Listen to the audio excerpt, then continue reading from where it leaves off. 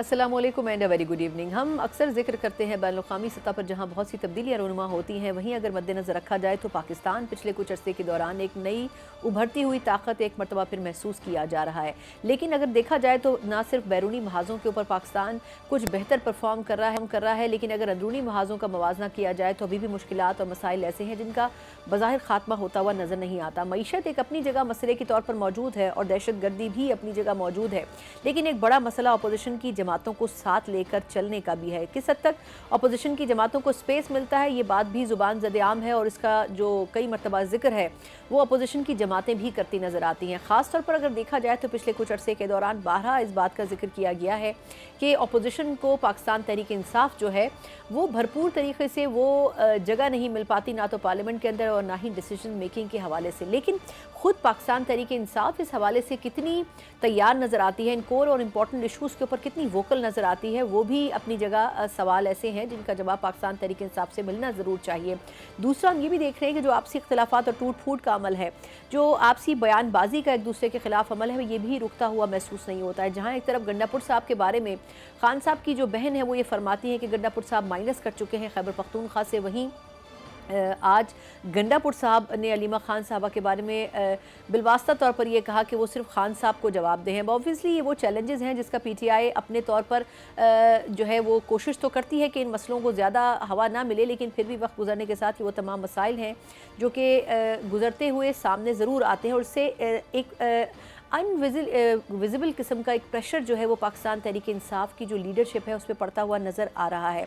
लेकिन अगर इन तमाम चैलेंजेस को सही तौर पर निमटने की इनसे कोशिश ना की गई तो यकीनन पाकिस्तान तहरीक इंसाफ जो कि ऑलरेडी बड़े ग्रुप्स में अब तकसीम हो चुकी है, वो तकसीम उसकी वाज़े होती हुई नज़र आएगी। और ख़ुद खैबर पख्तूनख्वा जो कि एक वाहिद सूबा है जहाँ पीटीआई गवर्नमेंट की शक्ल में मौजूद है, वहाँ पर सबसे ज़्यादा अख्तिलाफ़ात इस वक्त हमें मौजूद नज़र आते हैं।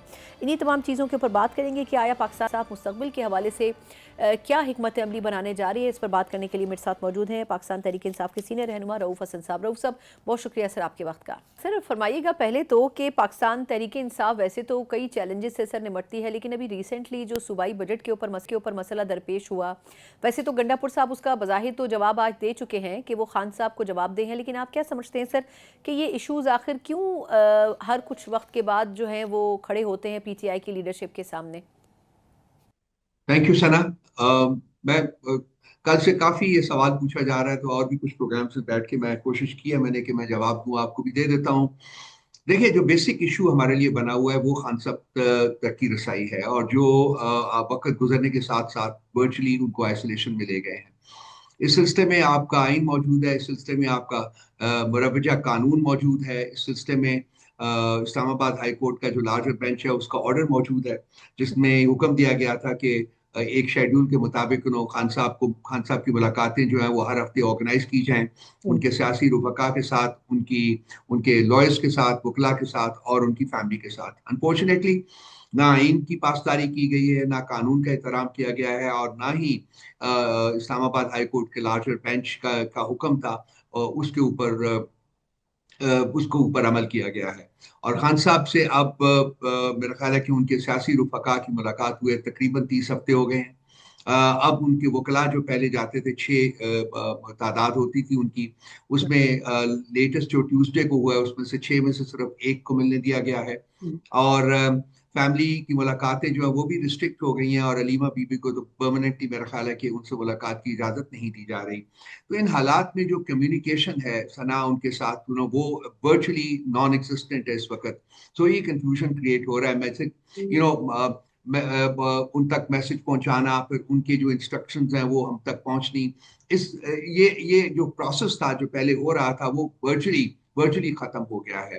तो इसीलिए जो कुछ कंफ्यूजन है वो पैदा हुई है। लेकिन अब बजट पास हो गया है, और मेरा ख्याल है कि अलीमीन गंडापुर साहब ने भी उस सिलसिले में बात कर दी है। तो कोई उम्मीद करते हैं कि जो हुकूमत के हम जो करते करते धरता है वो कम आइन कानून और अदालती अहकामात की पासदारी करेंगे। और खान साहब के साथ मुझे समझ नहीं आती फ्रेंकली कि किस बात की मतलब वो अगर मिल लेंगे अपने लोगों से हर हफ्ते रेगुलर बेसिस के ऊपर, तो क्या किस चीज का खौफ है, क्या डर है जिसकी वजह से कि ये नहीं होने दिया जा रहा, और इन तमाम चीजों का जिनका मैंने जिक्र किया है उनकी पामाली की जा रही है। सो ये बेसिक वजह है जिसकी वजह से अनफॉर्चुनेटली कुछ कम्युनिकेशन के मसाइल जो है वो क्रिएट हो रहे हैं। अच्छा रऊफ साहब, सर आपने जैसे, अब ये तो एक बड़ा एक मसला है, ख़ुद गंडापुर साहब भी कह रहे हैं कि वो अपना एक वफ्द भेजेंगे जो बजट के ऊपर खान साहब को एतमाद मिलेगा। लेकिन सर ये भी एक ख़बर आई थी कि जी केपी में इतनी उजलत से इसलिए भी बजट मंजूर किया गया क्योंकि वहाँ पर लग रहा था कि शायद हुकूमत की तब्दीली या किसी शख्सियत की तब्दीली भी अमल में आ सकती है। आपको लगता है कि ये इतना आसान होगा कि किसी एक शख्सियत को या पूरी हुकूमत को तब्दील कर दिया जाए? गंडापुर साहब की मतलब जो हुकूमत है वो तो काफ़ी मुस्तहकम है सूबाई असम्बली में। देखिए, जब 3 साल पहले खान साहब की, 3 साल से ज्यादा अरसा पहले खान साहब की हुकूमत को हटाया गया था, तो हम बहुत सी चीजों के बारे में हम सोच भी नहीं सकते थे कि वो होगा। हमने नेशनल असम्बली से रिजाइन किया, सो आइन के मुताबिक वहाँ बाई इलेक्शन होने थे, नहीं करवाए गए, इनकम्प्लीट असम्बली के साथ कंटिन्यू किया गया। हमने अपनी हुकूमत जो थी पंजाब में उसको डिसॉल्व किया, वहाँ 90 डेज के अंदर इंतखाबात होने मकसूद थे, आइन के मुताबिक नहीं कराए गए। केपी असेंबली को डिसॉल्व किया, फिर इलेक्शन नहीं करवाए गए। उसके बाद काउंटलेस ऐसी चीजें हैं जो कि मैं गिनवा सकता हूँ, लेकिन जो कि आइन और कानून के मुताबिक होनी चाहिए थी लेकिन नहीं हुई। 3 साल से ज्यादा अरसा गुजर गया है। अब जो केपी हुकूमत के बारे में जो बहुत देर से, काफी देर से चहमगोइयां जो हो रही थी वो यही थी कि जो वफाकी हुकूमत है वो अपने कोहत्स के साथ मिलकर वो कोशिश करेगी कि केपी हुकूमत में हमारी केपीटीआई की हुकूमत को किसी तरीके से कमजोर करके वहाँ वफाकी इक़्तिदार जो है वो नाफिज किया जाए। तो इसकी निशानदेही ना सिर्फ अलीमीन गंडापुर साहब ने की हुई है, बल्कि और भी बहुत से लोगों ने इसकी निशानदेही की हुई है इन द रीसेंट पास्ट। सो ये लाजमी था कि जो बजट है, क्योंकि बजट अगर वक्त के ऊपर पास ना होता तो वो एक फाइनेंशियल इमरजेंसी की क्लॉज मौजूद है, 235 या 36 है ये क्लॉज नंबर हमारे कॉन्स्टिट्यूशन की, जिसके मुताबिक वफाकी हुकूमत फाइनेंशियल इमरजेंसी नाफिज करके सूबे का इक़्तिदार जो है वो टेक ओवर कर सकती है। तो इस नाते से एक जरा थोड़ी सी और भी जल्दी थी कि हम वक्त के ऊपर अपना बजट जो है वो पास कर लें। जी बिल्कुल, आपने ठीक कहा, ये चहमगोइयां हो रही थी और उस चीज का खौफ था। बासूरत अब बजट पास हो गया, लेकिन मैं ये नहीं कहता कि उसके बावजूद वफाकी हुकूमत जो है वो अपनी इन इन इन इंटेंशंस जो उनकी हैं, जो कि बिल्कुल जाहिर हो चुकी हुई हैं, उनको अभी भी मेरा ख्याल है कि किसी न किसी तरीके से आगे बढ़ाने की कोशिश जो है वो करती रहेगी। अच्छा सर, आपने भी जिस तरह बजट का जिक्र किया है, अब जैसे गंडापुर साहब भी ये फरमा रहे हैं कि हम किसी फाइनेंस कमेटी में भी पेश नहीं होंगे। दूसरी तरफ हम ये देख रहे हैं कि आपने बजट के हवाले से पीपल्स पार्टी से बहुत बातचीत करने की कोशिश की, लेकिन आज भी फ्लोर ऑफ द हाउस यही बात कही जा रही थी, कल भी यही कही गई कि जो पीपल्स पार्टी की रिजर्वेशन थी वो तो एड्रेस कर दी गई हैं और बहुत से इशूज़ के ऊपर जो है वो अब उनको कन्विंस कर लिया गया है। आप समझते हैं सर कि आप भी रिजर्वेशन, आपकी जमात भी अगर रखती तो उनके ऊपर भी बात तो की जा सकती थी? देखिए, मैं पीपल्स पार्टी के स्टांस के बारे में मैंने हमेशा कहा है, और काफी दिनों से लगातार कह रहा हूं कि जब से उन्होंने ये दोगलापन जो उनका है, ये हर इशू के ऊपर उनका दोगलापन होता है। वो पहले सपोर्ट करते हैं, लाइक एग्जांपल नहरों के मसले को उन्होंने पार्लियामेंट में भी सपोर्ट किया, उनके सदर साहब ने उसके ऊपर साइन भी कर दिया, और उसके बाद जब अवाम का जो सेंटिमेंट था वो सामने आया तो वो अवाम के साथ मिल गए। इसी तरह से बजट के ऊपर भी पहले वो सपोर्ट करते हैं और अब भी वो सपोर्ट करेंगे, जैसा कि मैं बाद में आपसे अर्ज करता हूँ। तो वो बजट के ऊपर भी वो अपनी बातें मनवाने के लिए वो एक प्रेशर जो है वो डालते हैं, दोगलापन करते हैं कि जी हम नहीं सपोर्ट करेंगे, नहीं सपोर्ट करेंगे, और यही इस दफा भी उन्होंने किया। ये उनका बड़ा एक ट्रेडिशनल किस्म का दोगलापन, और दोगलापन जो है वो होता है। लेकिन मैं बार बार कहा है कि वो पीपल्स पार्टी वाले लोग इसी तनख्वाह के ऊपर काम करते रहेंगे, क्योंकि इसके बाहर जो है वो उनकी सियासत जो है वो वर्चुअली खत्म हो चुकी हुई है। और वो सियासत जो है वो सिर्फ और सिर्फ उस वक्त तक है जब तक कि वो हुकूमत में है, जब तक वो पावर कॉरिडोर्स में उनका एक हिस्सा है। सो वो छोड़ ही नहीं सकते, बिल्कुल नहीं छोड़ सकते, वो इस हुकूमत का हिस्सा रहेंगे नो मैटर व्हाट। दुरुस्त। अच्छा, अब सर ये फरमाएगा कि 190 मिलियन पाउंड का जो केस है, अब ऑब्वियसली एक्सपेक्टेशंस तो ये थी पीटीआई की कि वो जल्द से जल्द सुना जाए, लेकिन अब नैब ने उस पर मजीद मोहलत जो है वो मांग ली है तैयारी करने के लिए। आप समझते हैं कि ये एक्चुअली तैयारी ही है, समझना ही है इन केसेस को, या फिर ये टाइम गेन करने की कोशिश है? और क्या आपकी तवक्को है कि क्या ये इशू अब एड्रेस हो सकेगा सही लेवल के ऊपर? देखिए, कोई भी इशू जो है 26वीं आईनी तरमीम के बाद आप इंसाफ के जो इंसाफ के हसूल की जो ख्वाहिश होती थी और जो कोशिश होती थी, वो बिल्कुल मफकूद होकर रह गई है। क्योंकि 26वीं आईनी तरमीम के बाद जो अदलिया है उसको वर्चुअली एग्जीक्यूटिव ने टेक ओवर कर लिया। अब उनकी पसंद के जजेस वहाँ उनका उनको उनको नॉमिनेट किया जा रहा है और अपनी पसंद के फैसले लाजमी बात है कि वो उनसे हासिल करेंगे। तो ये जो डिलेइंग टैक्टिक्स है, बेसिक ऑब्जेक्टिव जो है, बेसिक प्लान जो है, ये कि खान साहब को ये रिलीज नहीं करना चाहते, उनको जेल में ही रखना चाहते हैं। सो ये उनकी बेल उस वक्त तक नहीं होने देंगे जब तक कि किसी और मुकदमे में उनकी कन्विक्शन जो है वो हासिल नहीं कर सकती। और वो मुकदमा जो है अब अडियाला में उसको उसकी प्रोसीडिंग्स हो रही है, लेकिन वो भी 1 जुलाई तक उसको डिले किया गया है। और तो शखाना 2 केस जो है, तो ये और इसी कॉन्टेक्स्ट में जो बेल्स भी रिजेक्ट हुई हैं उनकी लाहौर हाई कोर्ट में, वो भी उसी का ही एक कंपोनेंट लगता है मुझे। तो बेसिकली खान साहब जो है उनको जेल में रखना चाहते हैं। तो इसलिए हमें इंसाफ की तवक्को तो बिल्कुल नहीं है, लेकिन लाजमी बात है कि सियासी जमात होने के नाते हमारे पास जो रास्ते हैं वो मफकूद हैं। वो हम पार्लियामेंट में भी इसके बारे में आवाज उठाते रहते हैं, हम अदलिया के दरवाजा भी खटखटाते रहते हैं, और वो हम खटखटाते रहेंगे क्योंकि वो और उम्मीद करते हैं कि शायद किसी का जमीर कहीं प्रिक कर जाए और वो इंसाफ के तकाजे पूरे करने की बात करे या इंसाफ के तकाजों के मुताबिक फैसले करे। तो ये उम्मीद लगा के जाते हैं, उनके दरवाजे के ऊपर दस्तक देते हैं, लेकिन अभी तक तो हम बिल्कुल नाउम्मीद हैं इस सिलसिले में। हम्म। अच्छा, ये बताइएगा सर, आपके ख्याल में अब खान साहब की मुलाकातों का आपने भी जिक्र किया, उनको पैटर्न इन चीफ भी बनाया गया और ऑब्वियसली इसका कोई बड़ा मजबूत वजह इसकी होगी, लेकिन अब उनसे मुलाकात हो नहीं पा रही है। आप फिर मतलब डिसीजन मेकिंग में क्या, किस तरह से फिर आप लोग आगे चल रहे हैं? ऑब्वियसली पार्टी में इशूज़ तो सब जगह होते हैं, लेकिन अगर उनसे डायरेक्ट कंसेंट्स लेनी है इंपॉर्टेंट इशूज़ के ऊपर, तो फिर कैसे पार्टी के मामलात को फिर चलाया जाएगा? ये बड़ा इंपॉर्टेंट सवाल है सना, आपने जो किया है। देखिए, उन्होंने जो अपने पहले जो फाउंडिंग चेयरमैन के तौर के ऊपर उनको जाना जाता था, तो वो एक ऐसी फीलिंग देती थी जैसे कि वो रिटायर हो चुके हुए हैं। तो इसलिए उन्होंने जो अपनी पेट्रन इन चीफ के तौर के ऊपर टेक ओवर पार्टी किया, और साथ ही उन्होंने ये भी अनाउंस किया कि अब वो आइंदा से खुद एहतजाजी तहरीक जो है उसको उसको उसको उसको लीड करेंगे। तो जब उन्होंने ये अनाउंसमेंट की तो हमें उसी वक्त पता चल गया था कि खान साहब को आइसोलेशन में ले जाएंगे, और वही हुआ है।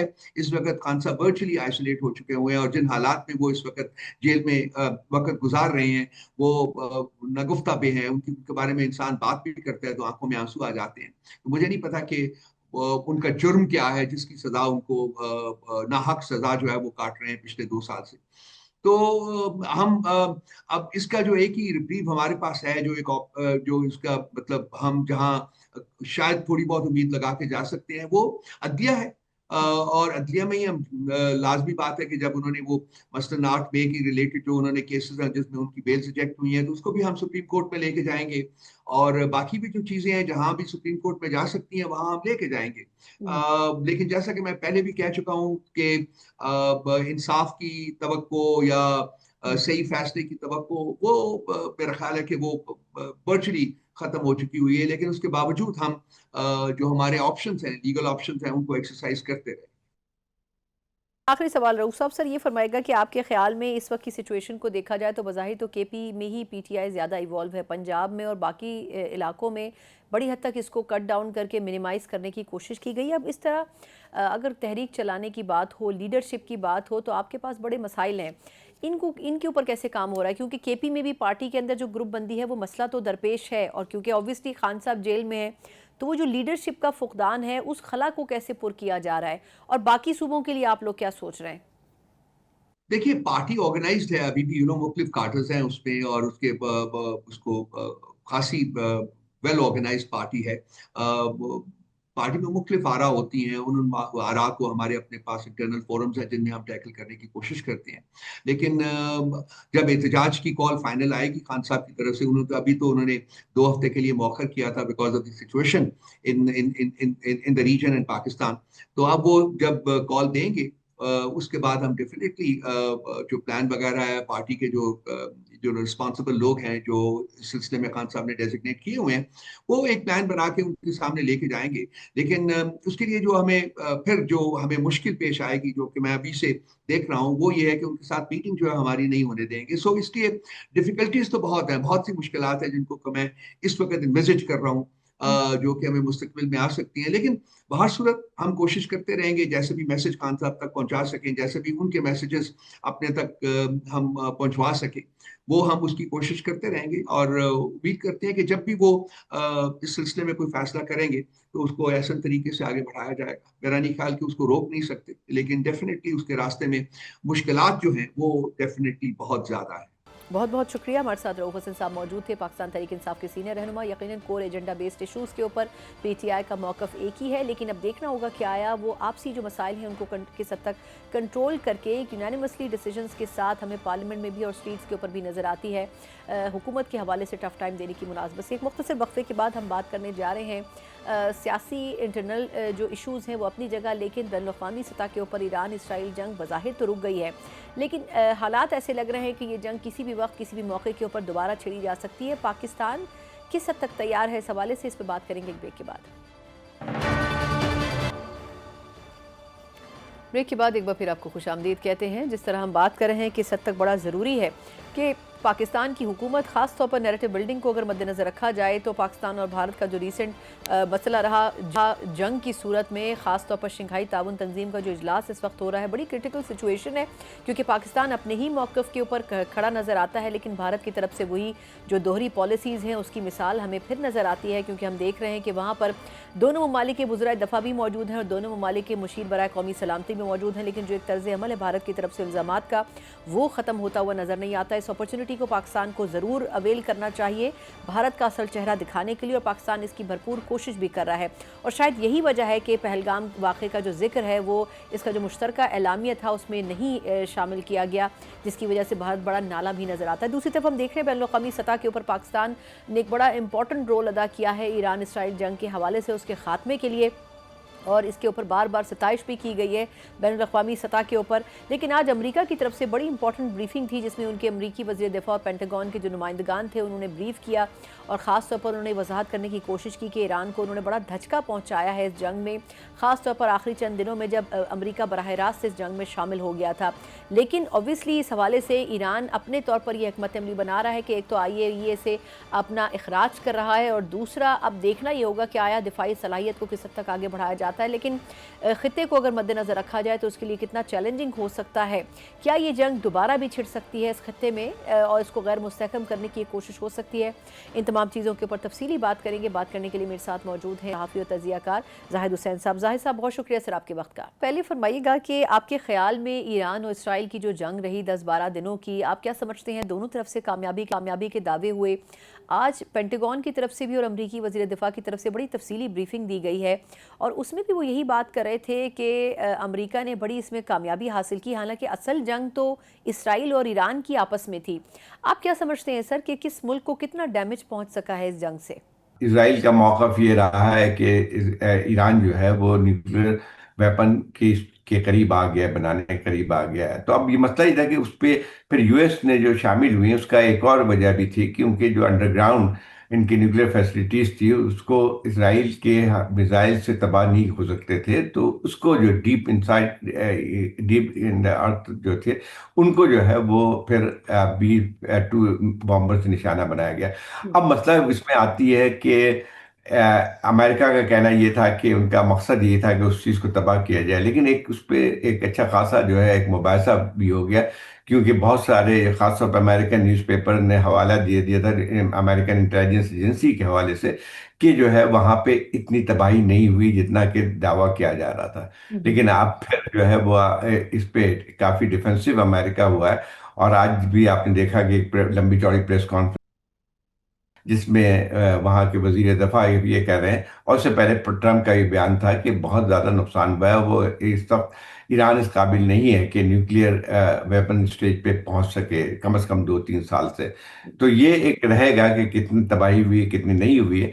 लेकिन एक तो बात साफ है कि इस जंग के जो मकासद थे इसराइल के, वो बुनियादी तौर पे इस ईरान की दफाई ताकत को कमज़ोर करना था। अब किस हद तक कामयाब हुआ है वो मेरा ख्याल ये कि ये एक डिबेटेबल बात है, क्योंकि अगर देखा जाए तो बावजूद इसके कि इसराइल की बहुत बड़ी ताकत थी और अमेरिका की पूरी तरफ बैकिंग भी हासिल थी, लेकिन ईरान ने अपना दिफा किया। اور اس کے بعد جو ہے پہلی دفعہ میں 70 سال کی تاریخ میں پہلی دفعہ اسرائیل کو جو ہے وہ وہاں پہ میسائل کا سامنا کرنا پڑا، ان کے شہریوں کو بھی۔ اب تو یہ کہنا کہ کون جنگ جیتا ہے، تو میرا خیال یہ کہ شاید اس میں جنگ کوئی بھی جیتا نہیں ہے، لیکن سوال یہ پیدا ہوتا ہے کہ اس کے اثرات کیا ہو گئے۔ اس کے اثرات دیکھیں، سیز فائر تو ہو گئی ہے، لیکن یہ صاف معلوم ہوتا ہے کہ سیز فائر زیادہ دیر تک نہیں چل سکتی ہے۔ خاص طور پہ اسرائیل کا جو ایک جارحانہ رویہ ہے، اس میں مجھے نہیں لگتا ہے کہ یہ کوئی بہت لمبے عرصے تک یہ قائم رہ سکے۔ دوسری ایک اور بات بھی آئی کہ ٹرمپ میں ابھی جو ہیگ میں کانفرنس ہو رہی ہے، نیٹو کی سمٹ کانفرنس، اس میں بھی انہوں نے کہا کہ اگر ایران کے ہم نے صلاحیت تو ختم کر دی ہے، لیکن اگر کچھ اور ایسی بات نظر آتی ہے ہمیں تو ہم دوبارہ ایران پہ حملہ کریں گے۔ تو اب یہ ساری چیزیں جو ہیں، ایک دیکھا جائے تو ایک جس کو میں کہتا ہوں ٹینٹیٹیو سیز فائر ہے، اس وقت کوئی بھی حتمی طور پہ وہ نہیں ہے، اور ایک ایسی صورتحال بن کے آ رہی ہے جو میں کہ کسی وقت بھی دوبارہ ایک جنگ میں تبدیل ہو سکتی ہے۔ بہت امپورٹنٹ سر ایسپیکٹس ہیں جن کے اوپر آپ نے اپنی رائے دی ہے۔ اچھا سر، یہ تو آپ نے کچھ چیزوں کی تو نشاندہی کر دی، اب بظاہر آپ یہ کہہ رہے ہیں کہ ایران تو انٹرسٹڈ نہیں تھا کہ یہ وار شروع ہو، اس کے اوپر مسلط کی گئی، لیکن اب یہ بھی ایک ایسپیکٹ ہے نا سر کہ اسرائیل ایک طرف غزہ کے اندر انگیج ہے، ایک طرف اس نے دوسرا محاذ کھول لیا، پھر بات یہ کی گئی کہ جی یہ اس قسم کی جوہری تنصیبات پر کام کر رہے ہیں، لیکن بعد میں بات ہوئی کہ جی رجیم چینج ہمیں چاہیے۔ آپ سمجھتے ہیں کہ پس پردہ ان کا ایجنڈا کچھ اور تھا، اور بظاہر جواز بنایا گیا ایٹمی تنصیبات کو یا ایٹمی ریاکٹرز کو؟ دوسرا، آپ کے خیال میں پاکستان کا کردار آپ کس طرح دیکھتے ہیں؟ جس طرح آج شہباز شریف صاحب کہہ رہے تھے کہ پاکستان نے بڑا اہم رول ادا کیا ہے، آپ سمجھتے ہیں کہ واقعی وہ اہم رول تسلیم بھی کیا گیا بین الاقوامی سطح پر؟ دیکھیں، ایک تو پہلی بات یہ ہے کہ اسرائیل کا جو آپ نے بتایا کہ مقصد کیا تھا، یقینی بات یہ ہے کہ ابھی کی بات نہیں ہے۔ اسرائیل دو دہائیوں سے کوشش یہ کر رہا تھا کسی طرح سے امریکہ کو اس بات پہ تیار کیا جائے کہ وہ وہاں پہ ایران کے خلاف جنگ چھیڑے یا ان کی جو بھی تنصیبات ہیں ان کو ختم کرے، لیکن کامیاب نہیں ہوا۔ اور میں خیال اس زمانے میں جو امریکن ایڈمنسٹریشن تھی دوسری اس بات پہ تیار نہیں تھی، اور اس کے بجائے انہوں نے نیگوسیشنز کو ترجیح دی تھی، اور ایک معاہدہ بھی ہو گیا تھا 2015 میں جس کو ٹرمپ کی پہلی حکومت نے ختم کر دیا تھا۔ تو اب جو ہے میرا خیال یہ کہ ایک تو اسرائیل کے خاص طور پہ جو رائٹ ونگ گورنمنٹ ہے اس وقت، ان کے جو ہے جو عزائم کہہ لیں یا ان کے ایک اسٹریٹجی جو ہے وہ یہ ہے کہ جو ہے ایک اسرائیل کی حکمیت جو ہے یا اس کو اور زیادہ ایکسٹینڈ کریں۔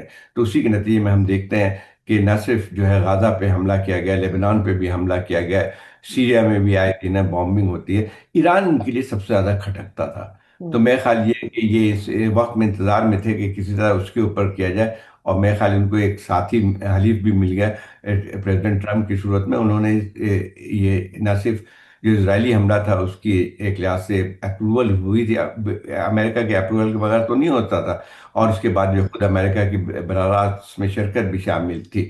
تو اس کا دیکھیں دوسری ایک اور بات بھی آتی ہے کہ ایران کے لیے سب سے بڑا خطرہ نظر آتی تھی اسرائیل کے لیے۔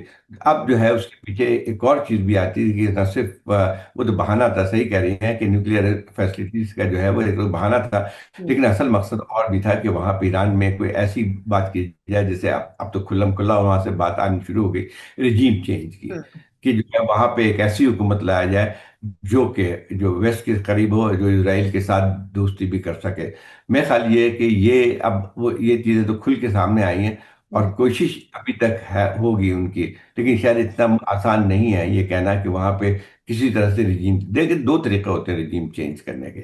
ایک تو ہم دیکھتے ہیں کہ بوٹس آن دا گراؤنڈ، جیسے کہ پچھلے ہم دہائیوں میں دیکھتے ہیں کہ کئی جگہ ایسا رجیم چینج امریکہ نے کروائے ہیں، جیسے کہ عراق کی سب سے بڑی مثال نظر آتی ہے، لیکن وہ اس جنگ میں جو کہ 2003 میں انہوں نے چھیڑی تھی، 10 لاکھ عراقی اس میں مارے گئے تھے، اور اس کے بعد کامیابی اس طرح سے نہیں ہوئی ان کی۔ ٹھیک ہے، صدام حسین کو ختم کر دیا انہوں نے، لیکن اگر یہ صورتحال ایران میں ہوتی ہے، اگر فرض کیجئے امریکہ براہ راست کبھی جنگ میں شامل ہوتا ہے یا اسرائیل بھی، تو پھر یہ جنگ اتنی آسان نہیں ہوگی، کیونکہ جنگ چھیڑنا تو بہت آسان ہوتا ہے کسی کے لیے بھی، لیکن اس سے نکلنا اتنا آسان نہیں ہوتا، اور یہ کوئی آؤٹ کم اس کا ڈکٹیٹ نہیں کر سکتا ہے۔ تو میرے خیال یہ ہے کہ کوشش ان کی رہے گی، اور مجھے لگتا ہے کہ یہ سیز فائر حد سے حد جو ہے چند ہفتوں تک رہے گی، پھر ہم دیکھتے ہیں کہ وہاں پہ میرے خیال دوبارہ ایک جارحیت شروع ہو جائے گی۔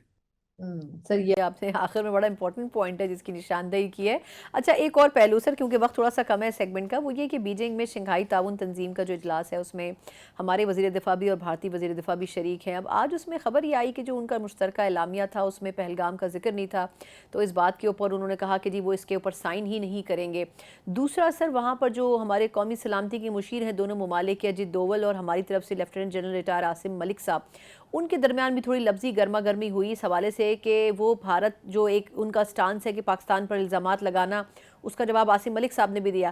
آپ سمجھتے ہیں کہ یہ جنگ تو ختم ہو گئی، لیکن بھارت کا جو ایک ٹپیکل رویہ ہے وہ کسی بھی پلیٹ فارم کے اوپر، چاہے وہ جھوٹ وہ ثابت نہ کر سکیں، وہ پہلگام کے اوپر جتنی ان کو ہزیمت اٹھانی پڑی ہے، لیکن وہ ابھی بھی وہیں کے وہیں کھڑے ہیں، مطلب کوئی تبدیلی نہیں آئی ان کے نیریٹو میں اور جھوٹ کی رفتار میں؟ دیکھیے بالکل صحیح بات ہے. مطلب اس میں ایک دیکھا جائے تو جو ایک کانفلکٹ تھا، ہمارا اسٹینڈ آف تھا 4 دن کا، اس میں بھارت کو تو یقینی طور پہ ہزیمت اٹھانی پڑی ہے. نہ صرف یہ کہ جو ہے اس کی جو خیال یہ تھا کہ جو ہے وہ پاکستان پہ 2-3 حملے کر کے وہ شاید جنگ ختم ہو جائے گی، لیکن پاکستان نے جس طرح سے اپنے دفاع کیا اور جس طرح سے ان کو نقصان پہنچایا، ایئر فورس کی ان کی 4 طیارے 5 طیارے جو گرائے، تو اس میں یقینی طور پہ ان کو ہزیمت اٹھانی پڑی ہے. دوسری طرف یہ بھی ہوا ہے بھارت کو ایک سب سے بڑا دھچکا جو پوری چیزوں میں پہنچا تھا وہ یہ تھا کہ اس کو شاید اس کا خیال یہ تھا کہ جو اس کی جارحانہ کارروائی تھی پاکستان کے خلاف، تو وہ اس کی حمایت شاید اور ویسٹرن کنٹریز اور خاص طور امریکہ کی طرف سے ان کو ملے گی، جو کہ نہیں ملی ہے. اور میرا خیال یہ ہے کہ یہ ایک بہت بڑی چیز تھی. اس کے بعد بھی جو ان کی کوشش تھی، جیسے فرض ایک اور مسئلہ بن کے آتا تھا کہ بھارت کو ہمیشہ سے اس کا موقف یہ رہا ہے کہ تیسری طاقت یا کوئی باہر کی طاقت نہیں ملوث ہوگی پاکستان اور ہندوستان کے جو بھی تنازع ہیں. لیکن جب یہ بات آئی کہ پریزیڈنٹ ٹرمپ نے اس میں ایک اہم رول ادا کیا ہے اور ہندوستان اس کا انکاری ہے، تو اس میں ایک بہت زیادہ ان کو ہزمت اٹھانی پڑی ہے.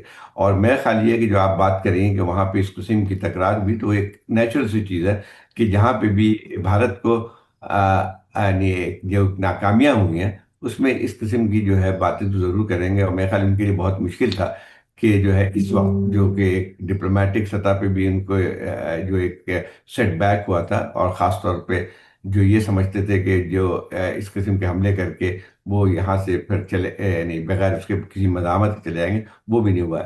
تو میرے خیال یہ ہے کہ بھارت کی یہ ایک آج سے جس کو کہتے ہیں ریٹرک جنگی، ایک جو جنگوسٹک ریٹرک ہے وہ تو اور بڑی ہے، لیکن میرے خیال یہ کہ ایک کمزوری کی نشانی بھی کرتی ہے وہ، کہ اتنی بھارت کو خود بھی ایک اندازہ تو ہوگا کہ اتنا آسان نہیں ہے کہ جو ہے اس قسم کے کوئی حملہ کرے اور پاکستان اس کا جواب نہیں دے. بہت بہت شکریہ. ہمارے ساتھ موجود تھے زاہد حسین صاحب، سینئر صحافی بھی ہیں اور obviously بین الاقوامی امور کے حوالے سے ایکسپرٹ بھی ہیں. اب دیکھنا ہوگا کہ آیا پاکستان کی حکومت کس حد تک اس پورے ریجن کو مستحکم برقرار رکھنے کے لیے اپنے بھرپور ایفرٹس کرتی ہے اور بین الاقوامی سطح کے اوپر جو مسائل ہیں ان کو بھی روکنے کے لیے بین الاقوامی جو برادری ہے وہ کتنا کنٹریبیوٹ کرتی ہے. ایک مختصر وقفے کے بعد گورنمنٹ کی ان تمام ایشوز کے حوالے سے پالیسی کیا ہے یہ ہم جانیں گے. ہمارے ساتھ رہیے گا.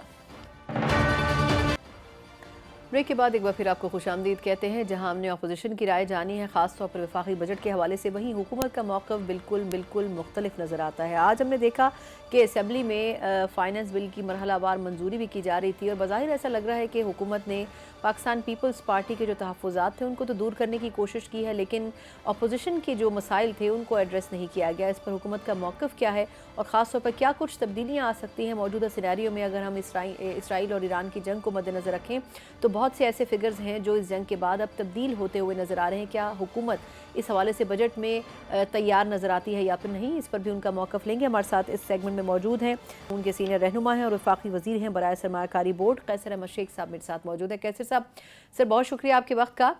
سر پہلے تو یہ فرمائے گا کہ آج فائنانس بل کی شقوار منظوری ہو رہی تھی پارلیمنٹ میں، اب بظاہر ایسا لگ رہا ہے کہ پاکستان پیپلز پارٹی کو حکومت نے منا لیا ہے، تو کون سی وہ ریزرویشنز تھیں یا ایشوز تھے پیپلز پارٹی کے جو آپ لوگوں نے ایڈریس کیے ہیں، اور کیا اس کے اوپر آپ لوگوں کا سٹانس ہے جس پر پیپلز پارٹی اب آپ کے بجٹ کو ووٹ کرنے جا رہی ہے؟ جی میں تو شامل نہیں تھا جو بات چیت ہوئی ہے، لیکن ان کو پوری جو ان کے اپریہنشن تھی ان کو ڈسکس کیا گیا ہے. کل رات تک لیٹ تک ڈسکس کیا گیا، میں اس میں موجود نہیں تھا، لیکن وہ دیکھیں نا ان کی سیٹسفیکشن کے مطابق ہوا ہے تو انہوں نے ووٹ کیا ہے نا، وہ بالکل اس میں انہوں نے ایگری کیا ہے. اور میں تو پہلے دن سے ہی کہہ رہا ہوں کہ دیکھیے نا جو سینٹ کی اسٹینڈنگ کمیٹی ہے اس کو اور جو نیشنل اسمبلی کی اسٹینڈنگ کمیٹی ہے، دونوں کو پیپل پارٹی کے چیئرمین ہیں وہاں، تو وہ انہوں نے اسٹینڈنگ کمیٹی میں جو فائنانس کی کمیٹی ہے اس میں تھریڈ بیئر تمام میٹرز کو ڈسکس کیا ہے اور ایک ایک اپریہنشن میں بڑی تفصیل سے ڈسکس کیا، اس کو سارٹ آؤٹ کیا. اور پہلے دیکھیں ہم کو الائی پارٹی ہیں اور ایک دوسرے کے ساتھ مشورے کے ساتھ ہی معاملات ہوتے ہیں. جو چیز رہ گئی تھی اس کو جیسے کہ اس پہ کافی ان کی ریزرویشن تھی جو کہ مختلف جو ٹیکس پیئر کے لیے جو یہ سزا رکھی گئی ہے ان کے لیے امپریزنمنٹ کی، تو اس پہ کافی تھی. پھر یہ جو سولر پینل پہ سیل ٹیکس تھا اس پہ تھی، کچھ جو ٹیکس پہ تھی انڈیویجول کا ٹیکس تھے ٹیکس پیئر کے، یہ جو سیلری طبقے کے تھے، ان سب کو تو ٹھیک کر دیا گیا ہے نا ان کے تسلی کے مطابق. تبھی انہوں نے یونانیمسلی ووٹ دیا ہے. اور پیپل پارٹی کا ووٹ تو ضروری تھا، ہم سب پارٹیاں مل کے حکومت ہے کہ ایک پارٹی کی تو اس میں میجارٹی نہیں ہے، تو اس لیے یہ تو ضروری تھا اور وہ ہوا ڈسکس، وہ ہونا ہی تھا. جب بھی بجٹ ہم نے پیش کیا ہے تو اس کے بعد ساری میٹنگز ہوتی رہی ہیں. جی آپ دیکھ رہے ہیں کہ ہے ہی فائنانس کمیٹیوں میں تھی پیپل پارٹی، وہ چیئر کر رہے تھے اور وہ خود مینیج کر رہے تھے ایک ایک پوائنٹ کو. لیکن کیسے صاحب یہ فرمائے گا سر کہ اپوزیشن کی جو تحفظات تھے ان کو آخر ایڈریس کیوں نہیں کیا جا رہا؟ آپ کیا سمجھتے ہیں کہ کیا ان کے تحفظات میں وہ جان نہیں تھی یا وہ ویٹیج نہیں تھا کہ حکومت ان کو انٹرٹین کرتی؟ نہیں، ان کو بھی ایکوموڈیٹ کیا گیا ہے. دیکھیے وہ بھی فائنانس کمیٹی میں شامل تھے. جو اسٹینڈنگ کمیٹی فائنانس ہے جس میں نوید قمر کو چیئر کر رہے ہیں، اس میں 21 ممبر ہوتے ہیں MNAs، تو ان کی کافی وہاں پہ ریپریزنٹیشن تھی. اور میں اپریشیٹ کرتا ہوں کہ PTI کے نمائندوں نے بھی بہت ایکٹیولی حصہ لیا ہے. اور آج یہ جو کچھ دنوں میں بجٹ کی ڈیبیٹ تھی انہوں نے کافی ڈسکشن کی ہے اس پہ، اور میں سمجھتا ہوں کہ بڑے اچھے پوائنٹس انہوں نے ریز کیے ہیں اور ان پہ باقاعدہ توجہ دی گئی ہے اور ان کو حل کیا گیا ہے. کئی ان کے پوائنٹس کو مانا گیا ہے. جی ہاں، یہی جو سزاؤں کا میٹر تھا، ایک جنرل میٹر تھا نا کہ بزنس مین کے لیے جو ٹیکس پیئر کے لیے سزائیں نامینیٹ کی گئی تھیں، اس میں کافی ایڈجسٹمنٹ کی گئی ہے. اور پھر یہ بھی جنرل تھا، سب کے لیے تھا جو سولر پینل پہ. اور پھر میں نے آپ سے بتایا کہ جو تنخواہ دار طبقہ ہے، سیلریڈ پرسنز ہیں، ان کا جو سلیب کم کیا گیا، ان کے ریٹس کم کیے گئے اور ان کو ٹیکس کم کیا گیا. اب 1 لاکھ روپے مہینہ تنخواہ لینے والے کو صرف 500 روپیہ اس کی ٹیکس کی کٹوتی ہوگی اور 99,500 روپیہ نیٹ ٹیکس پے کرنے کے بعد اس کے پاس جائے گا اور وہ وائٹ منی ہوگی. وہ ٹیکس پیئر کہلائے گا اور ٹیکس پیئر ہوگا، باعزت ٹیکس پیئر ہوگا. تو یہ ایک بڑی بات ہے. 500 روپیہ ٹیکس دے کے وہ اپنے 1 لاکھ روپے کی سیلری کو آفیشیل کر رہا ہے اور کنٹریبیوٹ کر رہا ہے ملک کی اکانومی میں. وہ ایک آنریبل ٹیکس پیئر ہے. سر یہ بھی فرمائے گا کہ حکومت نے FBR کو جو ہدف دیا ہے، آپ سمجھتے ہیں کہ واقعی FBR اتنی کلیکشن کر سکے گا؟ کیونکہ پچھلے سال بھی جو ہدف مقرر کیا گیا تھا وہ ہدف بھی حاصل نہیں ہو سکا تھا. نہیں، دیکھیے لاسٹ ایئر جو اس سے پہلے سال کا ٹیکس کا جو کلیکشن تھی وہ 9,000 ارب روپے تھی. اس کو پچھلے سال یعنی 2025 میں جون میں کلوز ہو رہا ہے سال، اس میں 9,000 ارب سے 13,000 روپے ٹیکس رکھا گیا تھا. لیکن 12,000 ارب روپے تقریباً وہ وصول ہوا، یعنی 3,000 ارب روپے زیادہ وصول ہوئے. 30% ٹیکس جو ہے ایگزیکٹلی کو 27-28% ہے جو پچھلے سال سے زیادہ وصول ہوا. ابھی تو اس سال تو وہ اگر 12,000 کو 14,000 ارب کے قریب کیا گیا، رفلی میں آپ کو بتا رہا ہوں، تو وہ تو کوئی اس میں 2,000 ارب کا اضافہ ہے اور وہ 17-18% بڑھنا ہے. پچھلے سال 27% ٹیکس بڑھا ہے اور اگرچہ ٹارگٹ زیادہ رکھا گیا تھا لیکن پھر بھی 27-28% ٹیکس میں اضافہ ہوا ہے جو وصول ہوا ہے. اور اس سال اگر اس کو 17-18% کا ٹارگٹ رکھا گیا تو یہ تو قابل عمل ٹارگٹ ہے، کیونکہ ہم نے وصول کیا ہے پچھلے سال 27-28% زیادہ ٹیکس وصول کیا ہے. कैसर साहब ये भी फरमाएगा सर कि ईरान और इसराइल की जंग के बाद जो सिनेरियो बना है उसके मुताबिक तकरीबन 2.5 अरब रुपए सालाना जो हमारा बिल है तेल का वो बढ़ चुका है। आप क्या समझते हैं कि अब जब ये बजट बन रहा था तो तेल की कीमतें कुछ और थी और अब सिनेरियो काफ़ी मुख्तलिफ नज़र आता है, तो सर बजट में इसकी कोई गुंजाइश रखी गई है या किसी किस्म का कोई मिनी बिल है जो कि इन पाइपलाइन हो जो कि आप लोग लाना चाहेंगे कुछ वक्त के बाद? देखिए, जब ईरान इसराइल जंग हो रही थी तो उसमें तेल की, क्योंकि जंग का अप्रिशिएशन थी, तो तेल कोई 10-12% बढ़ गया था ऑयल की प्राइसेस, और ये स्टेट ऑफ हॉर्मज़ के बंद होने की बातें थी तो 10-12% बढ़ गया था। अब वो ऑयल वापस आ चुका है, जंग बंद हो गई है, वापस आ चुका है, तो वो तो हमारे बजट पे कोई इम्पैक्ट नहीं करेगा, क्योंकि तेल की प्राइसेस अब, क्योंकि ख़ुद अमेरिका ने कहा है कि तेल ईरान जो है दूसरे मुल्कों को भी सेल कर सकेगा। इससे पहले हम ईरान से तेल नहीं ख़रीदते थे, पाकिस्तान नहीं ख़रीदता था क्योंकि उनके ऊपर सैंक्शन थी और हमारी एलसीज भी ईरान को नहीं खुलती थी, तो इसलिए अभी तो तेल हम ख़रीद सकेंगे तो बजट के तो हमारे बेहतरी आएगी। और फिर उसके अलावा ईरान में जो कुछ तबाही हुई है उसकी रिकन्स्ट्रक्शन के लिए भी हम सपोर्ट करेंगे और हमें उससे बेनिफिट पहुंचेगा। और ईरान से अगर ट्रेड पाकिस्तान की खुल जाएगी तो काफ़ी पेट्रोकेमिकल्स की और ऑयल की और दूसरे अशिया की, पाकिस्तान से कुछ चीज़ें जाएंगी, हमारे यहाँ से चावल जाएगा, हमारे यहाँ से अजनास दूसरी जाएंगी, और उनके यहाँ से ऑयल और पेट्रोकेमिकल्स के प्रोडक्ट आएंगे, तो ये पाकिस्तान और ईरान दोनों के लिए बेहतर होगा। और ये जो अमेरिका ने इजाज़त दी है और सेंक्शन ख़त्म कर रहे हैं, तो ये हमारे पड़ोसी मुल्क होने की वजह से हमें तो काफ़ी इसका बेनिफिट पहुँचेगा और ये बजट पे भी बेहतर पॉजिटिव इम्पेक्ट करेगा। सर ये फरमाएगा कि क्रिप्टो करेंसी के हवाले से पिछले कुछ अरसे में बड़ी पेशरफ्त हुई है, क्रिप्टो कौंसिल तक बना दी गई है पाकिस्तान में, आप समझते हैं कि हमारी मईशत को कुछ इस्तेहकाम मिलेगा अगर हम क्रिप्टो करेंसी के ऊपर फर्दर काम करेंगे? देखिए, क्रिप्टो करेंसी की वजह से भी देखिए सारी दुनिया अब इन क्रिप्टो करेंसी को अडॉप्ट कर रही है और इससे ओवरऑल जो है वो हमें बेहतरी हमारे यहाँ भी होगी, ट्रेड में भी। और हम समझते हैं कि हमारे जो ऑलरेडी हम रिज़र्व भी बढ़े हैं हमारे, और ये क्रिप्टो करेंसी भी हमें कुछ हमारे रिज़र्व्स में कुछ इजाफा करेगी, कोई हमें फॉरेन ट्रेड के लिए भी इसका बेनिफिट पहुंचेगा। अभी इसको पूरा तो रेगुलराइज नहीं किया गया, जैसे जैसे रेगुलराइज किया जाएगा इसका पूरा इम्पैक्ट सामने आएगा, लेकिन ये भी पाकिस्तान के लिए एक मुस्बत स्टेप है। सर आखिर में बताइएगा कि हमारे वज़ीर ख़जाना जब बजट पेश कर रहे थे तो उन्होंने कहा था कि अगले जो माली साल है उसमें कुछ महंगाई में इजाफा होगा, आप क्या समझते हैं कि ये इजाफा कितना ज़्यादा हो सकता है? पिछले साल तो ये मई में तो महंगाई जो है या अप्रैल में 0% हो गई थी, हमने अगले साल के लिए 7.5% महंगाई का इजाफा रखा है। इन्फ्लेशन का हम तवक्कुर कर रहे हैं कि 7.5% महंगाई में इजाफा होगा और तकरीबन कोई हम तवक्को कर रहे हैं कि 3.5-4% हमारी ग्रोथ होगी।